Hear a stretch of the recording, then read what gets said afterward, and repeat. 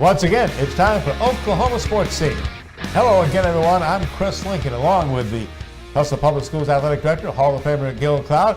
Which, once again, a very busy show, and we're kind of putting a wrap on several seasons here. Well, you know, it is. We come to the end of the year, and the spring sports kind of start.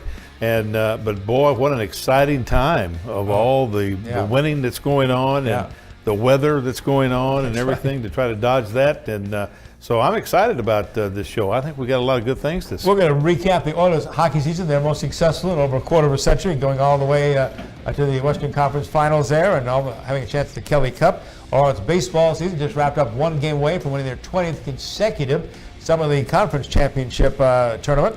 Roughnecks returning after being gone for the entire month of May. They'll be here for almost the entire month of June. So we'll have Wayne Folmar on, a special player, to talk about the Roughnecks coming up. And Tulsa Tough. Well, what a huge event that has been for our city of Tulsa, coming up June 7th to the 9th. It is. It's really a big event. It has grown over the years. And there's a lot of speculation right now. We will be visiting with Ray Hoyt about the route and what the weather, what kind of effect the weather will have on Tulsa Tough. Hot topics, a lot to talk about. Unfortunately, we start with a couple of passings of some sports icons, including one I coached that we kind of grew up with, the great Bart Starr, the Green Bay Packers quarterback, passing away at age 85. You know, I was a Green Bay fan when I lived in Kentucky. He was such an outstanding individual, and Green Bay, you know, was the epitome of championship football with Coach Lombardi and Fuzzy Thurston and all those players that played for them, and Ray Nitschke. You know, they were my favorites. You know, but to see that and what a tremendous gentleman Bart Starr was, unbelievable. MVP in Super Bowl I, Super Bowl II, back-to-back Super Bowl champions, of course, won three championships. I didn't realize his Alabama career. Not that spectacular. They were terrible back then. In fact, one of the seasons he was 0-10. He didn't play a lot that season, but he was part of that Alabama team. 17th round draft pick. Nobody thought much about him, of course, those days and age. He had to have a part-time job to support his football career. You know, one of my great friends when I was at Upper Iowa University was on our board of trustees. Mike Eischeid was a kicker for the Raiders and the Vikings. Matter of fact, he came to Tulsa, if you remember. You may not remember, but they came to Tulsa because they wanted to work out. They wanted to play Dallas. Oh. And we had an ice storm here. They thought it would be warmer than Minneapolis. but he had to work. He told me, he said the Super Bowl share was twice as much as he made all year long when he was playing and kicking for the Raiders and the Vikings. And, of course, there was one play that defined Bart Starr's career, the Ice Bowl against Dallas. And, of course, I guess he went over to Coach Lombardi and said, I got this, right? Mm-hmm. I'll do the sneak. Exactly, right behind the big guard there. The ground was frozen. They couldn't dig in. And I remember watching that game. That was an unbelievable game. Talk about a career defined by one play, and certainly unfairly. How about Bill Buckner, who just passed away at a much too early age of 69? Unbelievable. Tremendous first baseman for the Red Sox. Somebody said earlier today when we were talking about Bill Buckner that he had actually more hits than Ted Williams as a Red Sox. That's unbelievable that the one play followed him his entire career. That, of course, was that first base play in the playoffs against the Mets. Boston looking for their first World Series in forever, and right through Bill Buckner's legs into right field, and Mets came around and won that game, forced to Game 7, won that, and he became the most hated man in New England. Even the New York Yankee fans hated him because the Mets won, but they just brutalized poor Bill Buckner. The guy, though, that had second only to Pete Rose in number of hits in the 70s and 80s, Coach. Great ball player. Well, 2,700 hits is a career for everybody, and you know, he was such a epitome of Boston Red Sox baseball, and for it to happen that way, but. There was vindication because he came back a few years later and got a 4-minute standing ovation from the Boston fans. Yeah, see, the Red Sox fans do forgive and forget, although it did take 20 years. Right. You still remember that. Now, more talk about, of course, the NBA championship. They're tipping off on Thursday, tomorrow night, after our show airs. And it will be, what a surprise, the Golden State Warriors, their 5th straight finals, against the Toronto Raptors, who won their series 4-2 in Milwaukee. Meanwhile, Golden State, of course, swept Portland 4-0. And Warriors going for a 6th title. They've won 3 of the last 4 and going for a 3-peat. But the big storyline is what will Kevin Durant do? Yeah. You know, he hasn't played through this series. He's still thinking whether or not he's going to play in this series. Yeah. And some people say he's just taking off time to figure out exactly what he's going to do with his future. All kinds of rumors about Kevin Durant, New York Knicks, LA Lakers. How about Oklahoma City Thunder? Come on back, Kevin. Reunite. The fans will break you like they did Bill Buckner. Everything will be forgiven. You come back and play for the Oklahoma City Thunder. Memorial Day, it means auto racing. Coach, what a great triplet of auto racing. The Grand Prix of Monaco, which we have a hard time relating to, but Formula One Grand Prix, their 5-time driving champion, England's Lewis Hamilton, edging Germany, and Mercedes beating Ferrari in that one. Then what a great Indianapolis 500, Coach. I always enjoyed watching the 103rd Indianapolis 500, won by a Frenchman. Simon Pagano, the pole sitter, won the 500, led most of the way, and won by 0.2086 seconds. Oh, my goodness. Well, you know, I never went to a 500, even though I lived in Louisville for 10 years. But I did get to play golf. Oh, in the infield? On the infield. Yeah, and you go under, and literally the day we were there, I was on the NCAA golf committee, and they took us out there. He goes, obviously in Indianapolis, the NCAA office. They took us out there, and they were having test runs around there. And I tell you, the roar of those engines, I mean, when you're trying to play golf, was a little bit different. But what a great race. And thought it was interesting, on Sunday, instead of Monday, because forever it was on Memorial Day. That's right. But they moved it because they were thinking weather and all that kind of stuff. Beck and I went to one Indy 500 with a guest of Mary George Holman, who ran the Speedway at the time. She was into racehorses at the time, so we got inside there. But it was amazing. I remember they asked us when I was up sitting high, you need earplugs? No, we're fine. They fired those cars up. Oh, man. Bring the earplugs down here for sure. Then the night was capped by the Coca-Cola 600 NASCAR race, and Marty Truex won that competition. NCAA golf. Just say one team, Oklahoma State, huh? My gosh. Oklahoma State wins by 25 on the first round. Golly. And really, the individual medalist was not. Yeah, Matthew Wolf, the sophomore. Was what happened to our Masters winner? Yeah, I mean Hovland, but that's the depth that Oklahoma State has in golf. Yeah. I mean, and they all of their 5 members of their team finished in the top 30. He was Matthew Wolf, by the way, as a sophomore, was the 9th individual champion for Oklahoma State University in their great golf history. OSU team with a 25-shot lead going into the rounds of play on Tuesday and Wednesday. And again, we talked about Victor Hovland, their outstanding junior, the kid from Norway who was the low amateur in the Masters. Not really figuring the individuals here, but still a big part of the team. But again, he was the 4th Cowboy to win the Ben Hogan Award as the best college golfer in America. That follows Hunter Mahan in 2003, Ricky Fowler in 2008, and Peter Uihlein in 2011. So Oklahoma State continues with their incredible golf tradition.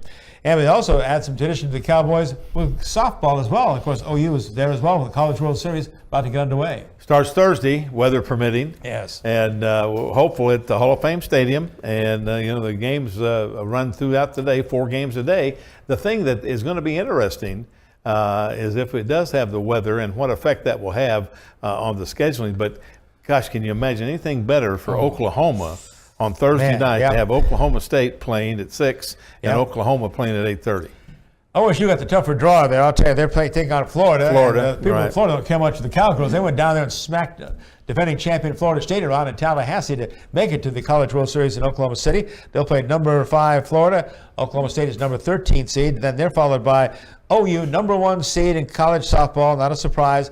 They're taking on Alabama, the 8th seed. That'll be a game at 8:30 following the Cowgirls game. So great softball in this area here. Interesting. Alabama, has had a pretty good program, and they come in as an 8th seed. But on a side note, the coach at Alabama, Coach Murray, is from Fayette, Iowa, where is the home of Upper Iowa University. There you it's go. Amazing. So he's come back to campus a few times. And Bricktown Baseball was the site of the Big 12 Championship. And hello again, Oklahoma State Cowboys won the Big 12 Championship and now on to the NCAA Regional Tournament. And they'll be taking on Harvard May 31st, but not at Allie Reynolds, right, Coach? They're moved to Bricktown because the weather that has come through Stillwater has made Allie Reynolds unplayable. And that's really sad, Chris. Yeah, I know it. Because that was going to kind of be the last time that they would play in Allie Reynolds with the NCAA Regional. And for that to be rained out to that point, I think the Cowboys are comfortable at Bricktown. I think it'll be good for them. So we'll see. But a fantastic spring for baseball and softball at Oklahoma State. And more baseball. Our Tulsa Drillers have a nice series of 2 homestands in June coming up. June 3rd through the 9th against Springfield and Arkansas. June 17th to 23rd, they'll take on both Frisco and Amarillo. We'll be back to wrap up the Oilers hockey season right after this on Oklahoma Sports Scene. At Rogers State University, we keep things personal.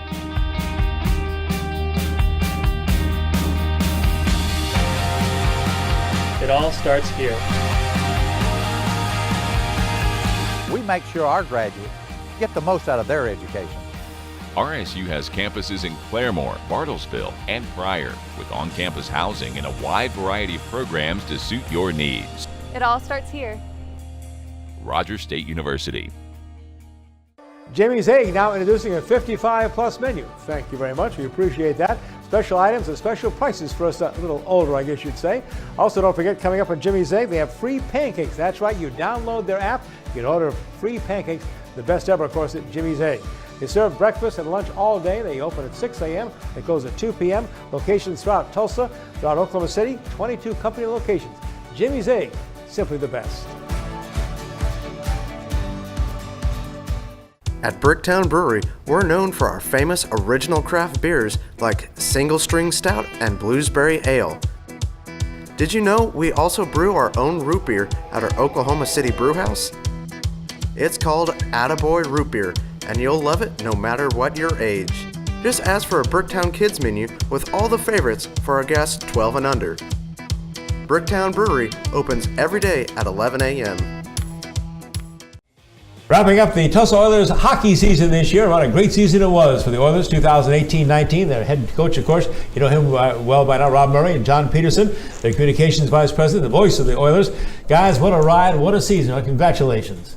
Thanks, Chris. Obviously you want to get all the way to the end, but we accomplished a lot of very good things this season. Got a lot further than this team has in a long time, and it was exciting. It was 20 games that we played in the playoffs. Wow. I mean, it's jeez. You break it's a third of the season, and so all in all, very pleased, very proud of the group, and we had a great run. Got these players and you've gone this deep. How many do you expect to be back next year? Well, we had exit meetings on Friday of last week after we lost on Wednesday, and quite honestly, I would imagine, from what I gathered, 2/3 of them should be coming back. Good. So we should have a very, very good nucleus going right into training camp or into the summer. So that is very positive and good for obviously not having to rebuild all the time. Years ago when I was in Alaska, we won the Kelly Cup, and I had basically, I think, 2 or 3 guys from that team return. Majority of the guys retired. I mean, it wasn't that they just didn't want to come back, but I had to rebuild the whole team, and that was off of a championship team. Mm-hmm. John Peterson, I mentioned the voice of the Tulsa Oilers, and had some exciting hockey this year. Take us through the playoffs again with Kansas City, Idaho, and then, of course, Toledo. My favorite, again, was that Game 6 win on Toledo's home ice. Yeah, you know what? I would say I was a little surprised we went in and took it to them on their home ice, but I'm not, just because of all the adversity these guys overcame this year, especially in the Kansas City series, being down 3 different times, having our backs up against the wall, having to win Game 6 and Game 7, kind of seeing the second round series not slip away, but kind of the momentum swing a little bit after taking a 3-0 series lead, and then Idaho won back-to-back, being able to take care of business in Game 6. And then, even winning Game 6 in Toledo, I fully thought this team was going to come back home and win it on home ice in Game 7 and be in the finals. It just seemed kind of like a team of destiny a little bit with everything they'd been through, and 11-game losing streak in December and bouncing back from that and winning the division. This team was pretty special. Well, it was a tough Game 7 here, though, Coach. I was begging with all the weather we had, tornado warnings. Well, maybe they'll be smart enough. Allow them to put it off one more day. We get another day's rest. So I get more people down there. I felt so bad because weather in this area, of course, people hear the weather, Coach. You will know they don't come out at all, which is a shame. There's been a great atmosphere there, but I guess that really wasn't an option, was it? I didn't think so. I mean, it was brought to my attention later in the day by the league itself. Like they were trying to get their ducks in a row as far as what the plan would be if something happened. Right. But I get back to the rink by about 1, 2 o'clock in the afternoon, and I'm deep in the dungeon there, and so I was safe at least, and I don't think it was ever an option on the table. It was tough because there was certain things being at Game 7 on a Wednesday night, whether it had been us or Toledo winning that game. Saturday night was in Newfoundland, so we had to get that game in. So I didn't think it was going to be an issue, but you're right. It was a pretty crazy day. John, I hated it for the fans too. They should have had a chance to enjoy that. Yeah, it's tough. For us, the BOK Center is a safe space for tornadic weather like that. So it was actually a perfect spot where, from that standpoint, there's maybe no better place to be during the tornadoes that were going on. But getting to the arena from the parking lots and that type of thing, it's just really difficult. And on short notice with a quick turnaround, the final started Saturday. I think both teams had plans in case they won to get up there Thursday or Friday. So there really wasn't a lot of leeway to postpone it. It's just unfortunate with the horrible weather we've had for about a week straight. With the success this year and everything, and being in communications, obviously, and 2/3 of the team maybe going to come back, that makes your job a little bit easier for next year, doesn't it? Oh yeah, I've got a lot of content. So for me, this should be a lot more enjoyable summer than in past years, primarily because it's a shorter summer. And for me, I just can't wait for October to get here and for the next season to start. You want a little bit of a break, obviously, just to kind of collect yourself and regroup. But just having all those memories and all those experiences that we had as a team, a lot of those guys coming back, like you said, potentially. I've got a lot of great pictures and great highlights and great interviews with those guys that we can continue to put out there to keep people entertained and excited and count down the days until October, I guess now. But then you're going to have a little diversion. Yeah, getting married, huh? Congratulations. Thank you very much. You know what? I hope this farmer's tan from our golf outing the other day is gone by then. I didn't realize it till I saw the lighting and everything, and that was fun to get out on the course. But we're looking forward to it. It's something that we planned back in my home state of Minnesota, so it's gonna be exciting. Yeah, that's right. In golf, the guy who won the golf outing was our trainer, and he's never won before, so we'll put it that way. We weren't too sure about it. Coach, you're going to become a hockey dad this summer. Congratulations, your son's been sounding a real demand around the country. Yeah, my oldest son, Zachary's 17. He plays for the Little Capitals in the D.C. area in Washington, and he has been invited to a couple of camps this year. He already actually made a team in the Tier 2 league in Pembroke, Ontario, which is just north of Ottawa. And so that's a couple weeks coming up here is going to be pretty busy, and I'm actually very, very excited for it. That's great. I went through it at his age myself, and he's really, he's a fantastic student, and he's got a bright future that way as far as that goes. But he really loves the game of hockey, and one of the smartest hockey minds, I swear to God, that I've ever seen. Is he going to be like you, lead the league in penalties? No, he's not. He doesn't. He has a little nastiness in him, but he doesn't. He doesn't have nearly what I had. So. Coach, Toledo now playing in Newfoundland. The only good news in that, you don't have to go back and forth from Newfoundland, for God's sakes. But, Coach, I know just won the Kelly Cup this week vicariously. Our parent club, the St. Louis Blues. How about that? First time in almost half a century, right, to get to the Cup. Yeah, I mean, I like it when the whole organization can have success. Now, the American Hockey League team in San Antonio didn't make the playoffs, but for us to get as far as we did, and St. Louis obviously in the Stanley Cup finals, I think that speaks well for the whole organization. Mm-hmm. Timing-wise, everything, injuries are always part of the game, but golly, lose our goalie, and by your talk to the MVP into the playoffs is tough. Well, and not only that, I mean, what wasn't known is that in Game 7 against Kansas City, we lost 4 guys. One to a lacerated spleen, one guy broke his back, dislocated rib.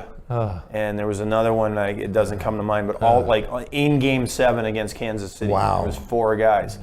And so we were without some horses there for a bit against Idaho, but we got it done. Again, the most successful season, the first time in 26 years the Oilers have gone that far in the playoffs. Congratulations. Thank you very much. Western champions here. We're all proud of these guys. And we have something for you to enjoy here. Go to Thanks, Bricktown. Gil. That's right. You bet. Thanks, guys. So you go back to work on that farmer's tan there. And I know, got to get rid of it. Good luck in the wedding and stuff. Thank you. And your son to enjoy it. Should be a great summer with him. Thank you very much. Appreciate it. Tulsa Oilers are coming off a great season. Going to look for better things in 2019 and 20 as well. So glad to have them with us here. When we come back, we'll be wrapping up Oral Roberts baseball. Another big season for them as well. At Bricktown Brewery, we're known for our famous original craft beers like Single String Stout and Bluesberry Ale. Did you know we also brew our own root beer at our Oklahoma City brew house? It's called Attaboy Root Beer, and you'll love it no matter what your age. Just ask for a Bricktown Kids menu with all the favorites for our guests 12 and under. Bricktown Brewery opens every day at 11 a.m.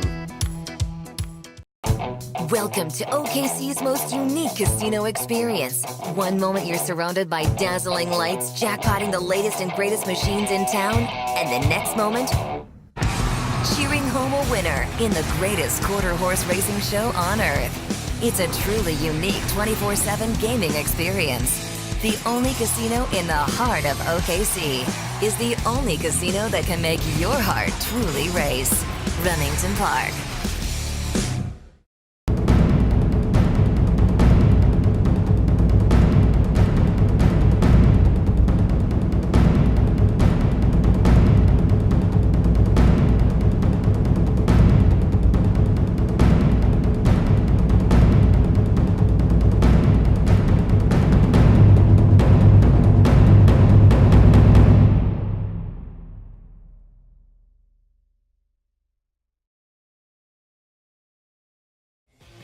Our special guest on Oklahoma Sports Scene, he's done a great job at Oral Roberts University through the years. Ryan Folmar, their head baseball coach, as the Golden Eagles wrapped up their season in the Summer League and came so close to yet another championship title. And Coach, we just kind of take for granted you own the Summit League. You know, we have. We've had a ton of success over a long period of time, and disappointing to see that come to an end, but we feel like we have a good young team moving forward that we're excited about for next year. Young team is the key, right, Coach? You told us that in Yeah. the fall Yeah, that's when right. we were on it. Yeah. You were going to be young, and we talked with Spencer about you blending that in with Sure. his leadership and the younger players and everything. How do you feel about going into next year? We feel good. You know, we feel like late in the year we made a good run. We got better as the year went on, as some of those young players and inexperienced players gained some experience they needed to. So we feel good going into next year with some of those guys. You know, we got two great starts on the mound. You know, for most of the year we had three freshmen in our lineup. And we on the mound we're pitching 4 or 5 different freshmen. 2 of them threw complete game shutouts in the conference tournament. So hopefully some of the experience that those guys gained down the stretch will carry into next year. You know, Oral Roberts has been so identified with college baseball. Listen to this figures: 28 NCAA regionals, 4 consecutive, 1978 College World Series, 2006 Super Regionals. This year again came within a game of their 20th consecutive conference championship, so in the tournament. So, Coach, it's been a great run. What is the great coaches here, of course, the past? Talk about the tradition of Oral Roberts baseball. Yeah, I think there's been a tradition here for a long time. You look back to some of those teams that you're talking about, the 1978 College World Series team. The building of J.L. Johnson in the early 80s really propelled the program into what it's kind of become. So you look over a long period of time, a lot of great players. I think it starts with players. Yeah. And you talk about some of the coaches that have been in the program, including Larry Koshel and Sonny Galloway and Rob Walton. Those guys kind of paved the way for what the program is today. How do you see Rob Walton walking out of the OSU dugout to mound? He's done a heck of a job there. The pitching coach of the Cowboys going to the NCAA tournament. Yeah, done a great job. They've had a good year, and I think if you look at their progress throughout the year, they've steadily improved as well. And it looks like right now they're playing as well as anybody in the country. So now on to recruiting. Yeah. And where are the areas that you're going to concentrate on? Well, over the past 6 or 7 years, our biggest focus has been in the city of Tulsa. So it's going to start there and then kind of gravitate to wherever it takes us. But we want to make sure that we try to keep the best players in the city of Tulsa, in Tulsa if we can. So we'll start locally here. We've had a lot of success. You talk about Spencer Henson, another local product, Matt Watley, Nick Rourke, Bryce Howe, a lot of those guys that we've been able to keep in the city of Tulsa. So for us, it starts there, and we'll move out. Mentioned Spencer Henson, a young man from Pryor Junior. The good news is hopefully he's back, but I think MLB draft, he's looking pretty good. The kid is 2 times, right? Triple Crown winner. Yeah. His numbers this year, batting average 372, 17 home runs, 49 RBIs. Another great season for Spencer. Great season. You know, he's a professional type hitter, and the draft is going to be big for him here in the next couple of weeks, so we'll kind of see what happens. But he's had 2 outstanding seasons, back-to-back Triple Crown winner. Not been done before in our league, and there's been a lot of outstanding players come through the league. So he's in elite company, and you know, all I can say is he is a professional type hitter. So we wish him the best of luck moving forward. Love to have him back next year, but not sure that's going to happen. Understand. What do you think the level that he has to be? First, second round to go? You know, I don't know. There's so much money in the draft anymore. Sometimes it's hard to hang on to guys that are juniors in college. I think it's much different if you're dealing with the high school draftee than it is a junior in college draftee. Not as much leverage moving into his senior year. So we'll see what it brings. We'll see what it brings. You know, I was so impressed, Coach Folmar, with the facilities at Oral Roberts University. Yeah. Not just baseball, but all sports. A credit to Mike Carter, to the administration, for a small school like this that has that kind of facilities. It really gives you guys a great opportunity to succeed. Yeah, I think that's a direct reflection of the commitment that the university has made to athletics. You know, our setup, as we've talked before, is as good as there is out there. We have everything we need to compete at a high level and to bring in top-level recruits. So we're very proud of the facilities that we have. With the Summit League has expanded? Are there different members now? There are different members, not as many play. We only have 6 baseball playing members, so that has stayed pretty consistent. But across the league, and we've talked about this for several years now, it continues to get better and better. The facilities are improving. The coaches that are in place are really good. So, you know, it's a league that just continues to get better and better each and every year.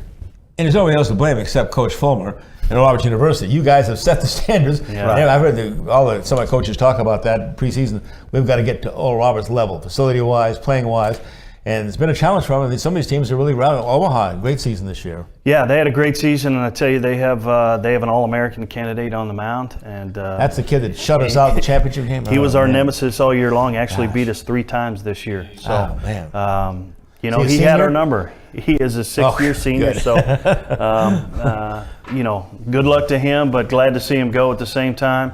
But yeah, they had a great year. You know, it's a team that won 30 games, won a bunch of games outside league play. It's a team that's on the rise. They're getting ready to build a brand new facility on campus. So again, going to help our league continue to get better. How many seniors do you lose? We lose 5 seniors. A couple of those guys were part of our lineup, but we were young. We played mostly underclassmen. Josh McMinn is going to be a big loss. He anchored our rotation for the last couple of years, was a big part of our success over a long period of time. So it's going to be tough to replace him, but we feel like we have some guys in place and some guys coming in we're excited about. And you're still working on the 2020 schedule. You guys always done a great job of bringing in some really good non-conference teams. OU, OSU always come here, and Wichita. It'll be good. You know, hopefully in the next month to 6 weeks, we'll be able to get our schedule out there. But it's going to be another extremely tough, difficult schedule. Ryan Folmar, head baseball coach at Oral Roberts University. Something for the coach? There you go, Coach. When you're not recruiting, you go to Bricktown and have something to eat. Thank you very much. Appreciate it, guys. Thanks, Ryan. Another good thing. Thank you, buddy. Appreciate it very much. Thank you. Ryan Folmar, Oral Roberts, head baseball coach. Hey, guess who's back in town? The Tulsa Roughnecks soccer team. We'll talk to him coming up next.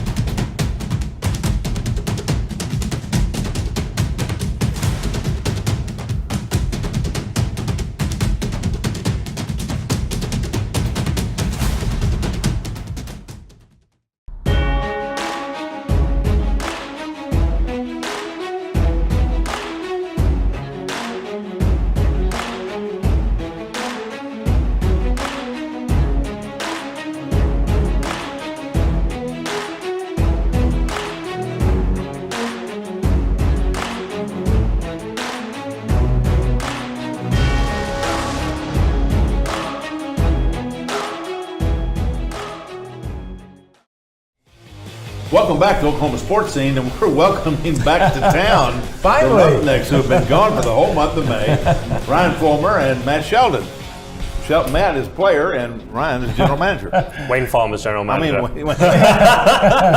Make him general manager. Wayne, again, we talked about this. You guys were gone the entire month of May. Of course, one uncle, the Drillers, and all the stuff they had going on, Bedlam baseball and stuff. But finally, back in June. June's our month for soccer here in Tulsa. June is our month. We have 3 big home games. June 1st take on Austin Bold, the 15th and the 29th. So it's going to be a big month for us.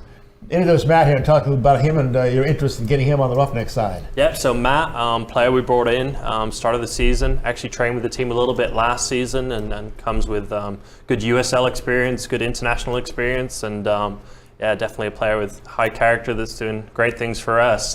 He's coming back from a little bit of a minor surgery, but excited to get him back out there. Matt, give us some of your international background. You started at Cal Davis. Talk about the international background for you. Yeah, so after UC Davis, I trained with Sacramento, and then I went over to Germany for 9 months. Awesome experience. That must have been, yeah. Yeah, I mean, playing with some of the best, country players around there, so it's amazing to learn from there. Then I came back to the U.S. for a couple of years, and then last year I was down in New Zealand. So just a completely opposite side of the world, but it was a really cool experience. What's the quality of New Zealand? New Zealand is interesting. I have like a theory that you can go anywhere around the world and get really, really good football. Yeah. And so even down there, I mean, you wouldn't expect it, but there's really quality players, professional players, so it was a cool experience as well. Wow. See how he says football, Gil? I know. I noticed that. You get the lingo down. Well, it's all in, It's interchangeable for me, honestly. There we go. Yeah, that's right. So, how do you like Tulsa? I really like it. I mean, the tornadoes are a little scary sometimes, but it's cool. It's a nice city. It's small. Everybody's super nice. It's big enough where you can have everything that you need, and it's a really good experience. We always said it's a big little town. Yeah. It does have everything which you would want outside of that. But so, how do you feel about our fans here? It's good. It's really good. The fans are great. I mean, meeting them, they're coming to all like the events, and they're awesome to interact with, and they're always there supporting. Smoke going off. They're chanting, banging on drums. So. It's really cool. So when do we see number 13 back on the pitch in the back there? Hopefully 2-3 weeks. That's my goal. Things are going really well. I'm way ahead of schedule, so I don't want to push it too far. Knock on wood.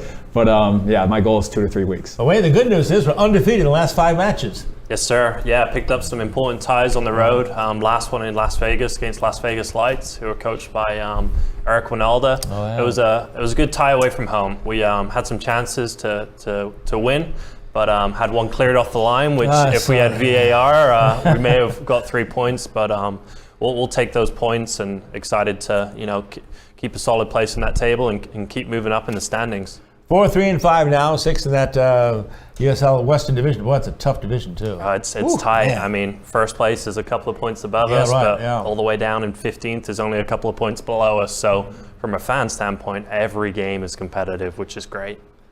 How come there's so many ties? This is 5 ties. It's unbelievable. I mean, the league obviously doesn't want to play that off with a shootout or anything, or an extra period. I think it's part of the excitement of soccer, being the world's game, that a game for 90 minutes that you can battle and try and win that game, but it can come down to where you're just even. I know the U.S. isn't used to that, and you go playoffs and extra innings. But for us, I think it's a respect of the battle of what both teams do for 90 minutes. Wayne, and also the question for you too, Matt. So we do a great job with youth soccer. Anyway, look at this country. Youth soccer is massive. And it doesn't seem to just continue on. Well, what are we missing here? It's tough. I mean, that's a tough question. I think that it's definitely improving. I mean, when I was a kid, 10, 12 years ago, there was not even like academy teams in my entire state of Oregon growing up. Wow. Now there's academy teams everywhere. Yeah. So I think it's definitely improving. I think the college system in America, has its pros and cons. But I think that now with the academy system and these players going off to European countries, top leagues at younger ages is going to be huge for us in the next 5 to 10 years. So at Cal Davis, you were there through the Division I process, right? Because we played them in football back in the day, American football. Okay, all right. In the playoffs when I was at Northeastern. Oh, really? Oh, yeah, okay. yeah. It was really interesting to go to Cal Davis, where 25,000 students, Wow. We had 10,000. Yeah. You know, their parking garage was almost as big as our gymnasium. So, how was your experience at Cal Davis in soccer? I loved it. I mean, it was the best experience I think you could have. I mean, it was taken care of. It was awesome. I had a really fortunate career, just 4 years, played every game. And then being down in California too was a really cool experience. I was from Portland, so I was not used to nice weather that often. And then other than that, I love the coaches, I love my teammates, I loved everything about it. Wayne, certainly our division of soccer here, we're trying to develop soccer guys go on to the next level and stuff. The next level, let's talk about that. We took a big hit not making the World Cup years ago, really set soccer back here. There've been total reorganization, new coaching changes, new methods. What's the prospects now of the World Cup and getting the USA back involved internationally? Well, I think U.S. youth teams are always doing better and better. I know, is it the U20 World Cup going on right now, and then U.S. doing well, but I think just the youth leagues and the competitions that they have, I mean, you know, the ECNL platform, the DA platform teams are only getting better and better. We actually have an ECNL national championship team here in Tulsa, which our head coach Mike Lencian oversaw. But the youth leagues are doing better and better, which is progressing into the national teams, and hopefully for the U.S. that can carry on into the senior team. Well, Coach Cloud's a big Title IX guy, and I'll tell you, the women are ruling our soccer. Coach, the U.S. women's actually about to play the World Cup in Paris, right? Yeah, Women's World Cup right around the corner, and we actually have the women's team starting this Saturday too. We'll have an 11 a.m. game at One Oak Field for Fortuna Tulsa. Oh, fantastic. Yeah, so the team set the national attendance record last year, and hopefully smash that this Saturday and get more people there than we did last year. Talk about big day Saturday at One Oak Field. Again, the Roughnecks returning home, taking on Austin. But give us an idea of the schedule for the day, some of the events you have planned for Saturday. So schedule of the day. The First women's game kicks off at 11 a.m., which will be great. They play against Oklahoma City FC, so the women's team from Oklahoma City. And then we actually want people to get out to local bars and restaurants and support the UEFA Champions League, which is the biggest club match in the world, in my opinion. So get out to the Fassler Halls, the Tolson Bar, the Empires, Elgin Park, and go out and support that. But then come back to One Oak Field at 7 p.m. as we take on Austin. The fan base has been growing every single game. Our last home game, we hosted the Energy, which I think you were there. It sure was. That's right. Nice. It was an amazing atmosphere. Fantastic. Yeah, the fireworks afterwards, everything and stuff. Great time there. I think people will be excited to be able to get out. We're hoping for good weather this weekend. Yeah.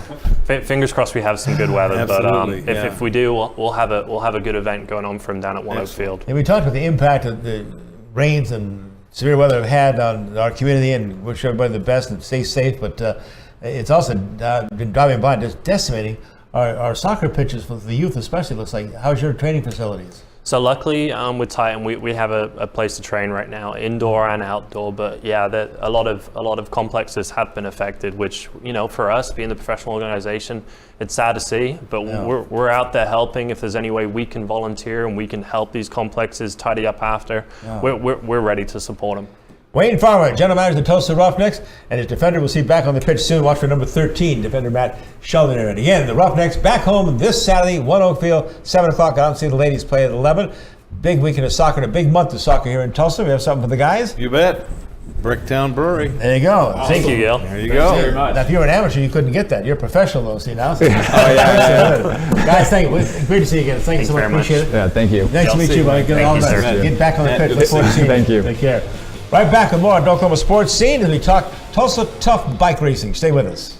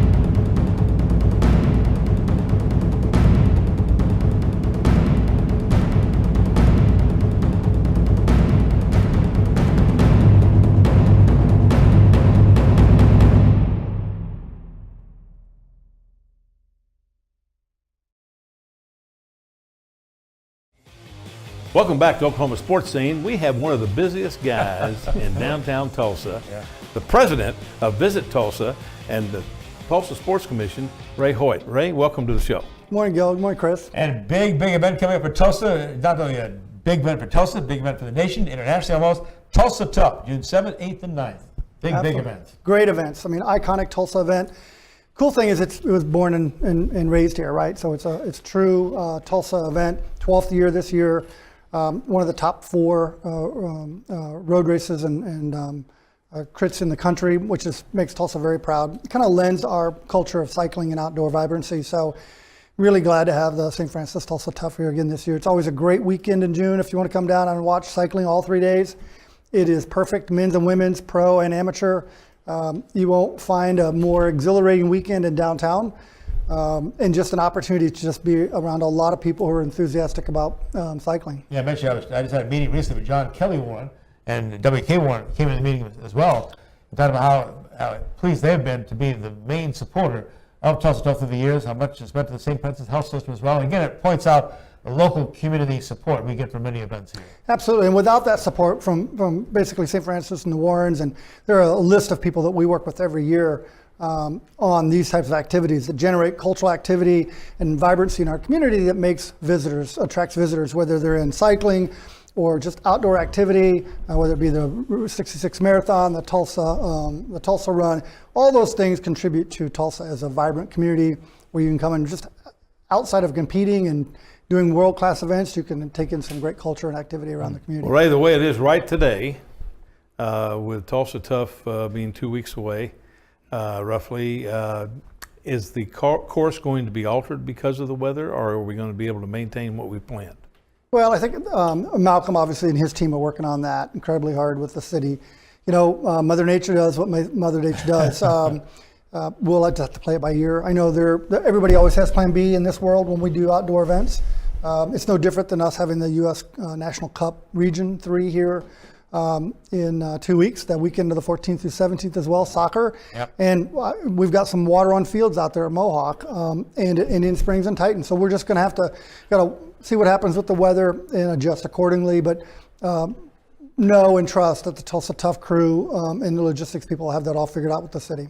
And looking forward to having Malcolm McCullough, who's the executive director of Tulsa Tough, on our next Oklahoma Sports Scene show. He'll get into then number of participants, states involved. I think almost all 50 states, a number of foreign countries in the past, right? Absolutely. I mean, it's truly an international event. So it's not just regional riders, but national riders in multiple countries are represented. And those teams come in from all over the international market and ride as teams all weekend in different things. So again, it's the top 4 rated race by NRC, and that's NCR, and that's a big deal for Tulsa. Wow. So it's like USA BMX. When they're in town, the world is paying attention in that world of sport. Right. Same thing with Tulsa Tough. When they're here that weekend, all the cycling people, road cycling people, will be paying attention to this event, and it's streamed live, which they do a great job on. And then obviously Sunday with Crybaby Hill, we'll wait to see how the water plays out on that, but. Clearly, that's the day I think is iconic for Tulsa. And then with the 12th anniversary, and Malcolm and his crew did a great job of theming the event this year with the 200th anniversary of the bicycle and Susan B. Anthony. So it's the Freedom Machine is what they've themed it. So I'm sure there'll be lots of people who will take advantage of that theme and dress up on Sunday on the course at Crybaby Hill. So it'll be fun to see what comes of that on Sunday. That'll be exciting. I know one of the programs that we over the past 6 years have put into our elementary schools is the bike club. Mm-hmm. And those kids get really, really excited. Jason Wharton and his crew with the bicycle, and they've talked about Tulsa Tough and how the young kids look forward to getting in that. And this group, I tell you, every year, just amazed me. They gave away 200 bicycles to some of our elementary students this past year. So that helps promote things like this as well. Oh, absolutely. Well, we were all kids one day, and I think our first taste of freedom was on our bicycle. Mm-hmm. And of course, in my age group, I'll date myself, the banana bike, right? Oh my gosh, But that was really our first opportunity to leave the house on our own kind of transportation. Right. Throw on your newspaper bag and all your gear and ball gloves and stuff in them, and off you go to the park or to the local school, and you play all day and ride your bicycle back. So it truly is an American hobby and love in cycling. And I think, again, if you look at all these road guys, they started somewhere, whether it was on a BMX bike or a banana bike. Everybody started somewhere, but everybody kind of strives to be on that elite end on the road bike. Yes, I can remember my folks getting upset with me because they'd have friends over to play cards. And some of the cards would be missing. I put the cards in there so I'd have a motor. That's right, yeah. Oh, yeah, everybody needed that motor. So I was smart. I put my baseball rookie cards in there. Idiot. Ray, one thing I learned about you, Ray Hoyt, of course, our president of Visit Tulsa and Tulsa Sports Commission, is not so much what's scheduled or what's happened, it's what's going to happen. Right. You can tease us again a little bit and come back and tell us some more. What's going on? Absolutely. Well, if you've seen social media, we're really in the hunt for an Ironman. Yeah. We've been working with Ironman on a bid for our community for 2020 through 23. And it would be the first full new Ironman in their system since 2011. So it would be one of 42 in the world. Wow. So again, I think Tulsa Tough and all these other things play into that makes Tulsa a viable candidate for that. Against, of course, it's Memphis, Fayetteville, us, and Des Moines. But I like our chances. I think we gave them a great bid, and we'll know something in mid-June. I'd say stay tuned. We feel like we have a strength and we have a great hand to play with Ironman, and maybe become that next city. So, but the competition's tough. Look forward to having you back. Talk about that with us then. You bet. Tulsa Tough coming up again June 7th, 8th, and 9th. Their executive director again, Malcolm McCollum, will be here on our next Oklahoma Sports Scene show. And I don't have a lot of time for it, Coach, but we can get to Bricktown, right? Well, whenever you get a chance, Ray, you can go to Bricktown on us. Thank you, sir. Ray, thanks for joining us. Appreciate it. Ray Hoyt, Ray, good to see you. joining us here, Thanks, talking Kelly. about Tulsa Tough. Back in just a moment here with our Remington report. Talk thoroughbred racing when we come back. At Bricktown Brewery, we're known for our famous original craft beers like Single String Stout and Bluesberry Ale. Did you know we also brew our own root beer at our Oklahoma City brew house? It's called Attaboy Root Beer, and you'll love it no matter what your age. Just ask for a Bricktown Kids menu with all the favorites for our guests 12 and under. Bricktown Brewery opens every day at 11 a.m. 1, 2, 3 o'clock, 4 o'clock, rock. 5, 6, 7 o'clock, 8 o'clock, rock. 9, 10, 11 o'clock, 12 o'clock, rock. We're gonna rock around the clock tonight. Remington Park is now officially open around the clock. That's right, we are 24/7. We're gonna rock around the clock tonight. We're gonna rock till broad daylight. Gonna rock around the clock tonight. So when we say the party never ends, you better believe it. Remington Park, now open 24/7. Each week we talk about the GTR, and we know for a fact that Forrest Cameron and his wife Sharon put out a tremendous paper. Well, I brought all 6 of them today. I'd like for you to see them. The Union Boundary, and here is the Owasso Rambler. And if you live in Bixby, how about the Bixby Breeze or Broken Arrow, the Broken Arrow Express, Jinx, District Gazette, and then of course the Tulsa Midtown. All of those, the GTR. If you haven't had an opportunity to read one, do it, and you'll be proud of it. Remington Park in Oklahoma City just wrapped up a big Memorial Day weekend, but our guy Dale Day and his assistant Richard Lenhan are looking ahead to the big Champions Night coming up June 1st at Remington. The Champions Night of Racing on Saturday, June 1st, puts a cap on this Remington Park season, featuring 9 stakes events. Among those stakes races, the $367,000 Heritage Place Derby. In that, the top qualifier, Charlie's Fury, will finally get a chance to make a Derby appearance. Richard Linehan has more. There are. Trainer Michelle Hurdle had never been more excited and more disappointed all in one moment. The horse she trains, Charlie's Fury, had just put up the 3rd fastest time trial for the Remington Park Derby and was going to get the race against last year's All-American Futurity winner, Apocalyptical Jess, in the finals. They catch Charlie's Fury by 2 and change. It was not meant to be, however, as Charlie's Fury had a minor bleeding problem during his trial and would not run back in the final. Hurdle explained how her heart jumped and then fell to her stomach in that one fell moment.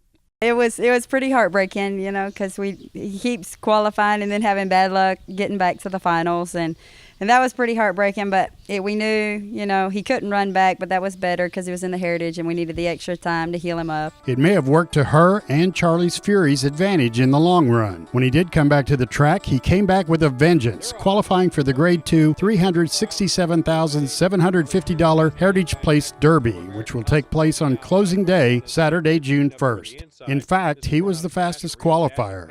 Over halfway home, Charlie's Fury in command, out by a little more than a length, now being asked for more by Silva. It's Charlie's Fury on top here by 2.5. Hurdle doesn't think he's ever been better. I don't think so. I think he is getting better. I think, you know, the older he gets, the more he matures, the better he gets. She got into this occupation somewhat reluctantly, but has loved it every step of the way. My dad trained before me, and I started helping him when I was little, but we came from North Carolina. My sister was a jockey, and I've got win pictures where I'm like 3 months old. My sister's holding me in the win pictures, so it goes back from a long, long time ago. My parents wanted me to do anything but train. They didn't want me to do the train, but I tried to follow other things, and I just always came back to it. If she wins the Heritage Place Derby with Charlie's Fury, it will all have been worth it. In addition to the Heritage Place Derby on Champions Night, the other stakes events include the $963,000 Heritage Place Futurity, the $259,000 Speed Horse Grand Futurity for Paints and Appaloosas, the Grade 1 $250,000 Remington Park Championship. Expected there is two-time AQHA World Champion Jesse's First Down, making his first start of 2019, the $100,000 Juno's Request, the $100,000 Heritage Place Juvenile, the Remington Park Distance Championship, the National Cowboy and Western Heritage Museum Stakes for older Paints and Appaloosas, and the Easy Jet Stakes for Oklahoma-bred 2-year-olds. Special first race time of 5 p.m. takes place on Saturday, June 1st for the Champions Night of Racing. Please arrive and visit the suites level here at Remington Park so you can take part in the Betting on a Cure auction, raising money for the Rein In Cancer Foundation. In Oklahoma City at Remington Park, I'm Dale Day. Now back to Sportscene. And remember again, that special early post on Champions Night, June the 1st, is at 5 p.m. at Remington Park. They wrap up the Quarter Horse, Appaloosa, and Paint season. The Thoroughbreds at Remington, August 23rd. We'll be back with our parting shots right after this. 30 years ago, a race began along a quarter mile of dirt and dreams in Oklahoma City. Today, with the biggest prize money and the best horses, that glittering quarter mile is home to the best quarter horse racing on earth. Remington Park proudly presents our biggest quarter horse season ever, celebrating 30 years of hard racing fun. World's best, OKC's own, Remington Park. I bring Tulsa's voice to Oklahoma City and Washington. I build relationships with elected officials and community stakeholders to develop policies that grow the Tulsa region. I loved my time at Rogers State University. The personal relationships I developed with professors really helped develop a skill set that would help me serve the Tulsa region that I care about. It all started for me at Rogers State University.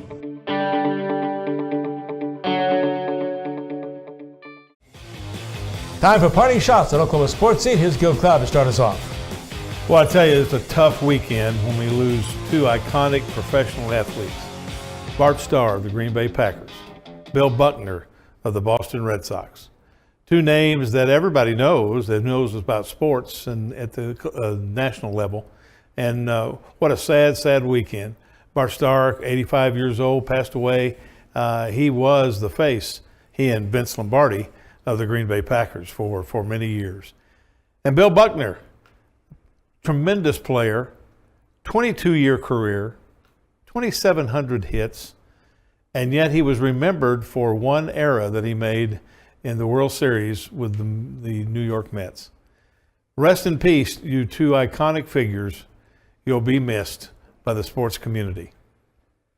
My parting shot is some baseball numbers, and no sport likes numbers more than baseball. They've reached about the 50-game mark for most of the teams of the 162-game schedule. Looking back, the 2019 opening day roster showed a total of 882 Major League, Big League players. Of those, 251 were born outside the United States, leading the way for foreign players, and the first one ever to have more than 100 on a Major League season rosters. Dominican Republic with 102 players. After that, we had Venezuela with 68, and Cuba with 19, Puerto Rico with 18, Mexico with 8. Highest paid player in Major League Baseball starting the 2019 season, Washington Nationals pitcher Max Scherzer, $37.3 million, followed by, of course, Mike Trout.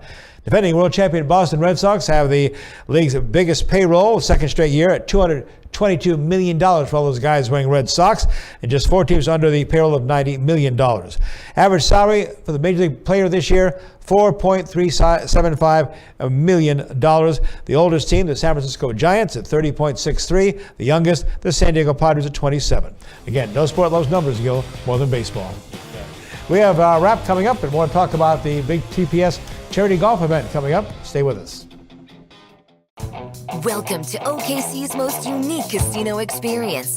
One moment you're surrounded by dazzling lights, jackpotting the latest and greatest machines in town, and the next moment, cheering home a winner in the greatest quarter horse racing show on earth. It's a truly unique 24/7 gaming experience. The only casino in the heart of OKC is the only casino that can make your heart truly race. Remington Park. Jimmy's Egg now introducing a 55-plus menu. Thank you very much. We appreciate that. Special items and special prices for us a little older, I guess you'd say. Also, don't forget, coming up on Jimmy's Egg, they have free pancakes. That's right. You download their app, you can order free pancakes. The best ever, of course, at Jimmy's Egg. They serve breakfast and lunch all day. They open at 6 a.m. They close at 2 p.m. Locations throughout Tulsa, throughout Oklahoma City, 22 company locations. Jimmy's Egg, simply the best. I bring Tulsa's voice to Oklahoma City and Washington. I build relationships with elected officials and community stakeholders to develop policies that grow the Tulsa region. I loved my time at Rogers State University. The personal relationships I developed with professors really helped develop a skill set that would help me serve the Tulsa region that I care about. It all started for me at Rogers State University.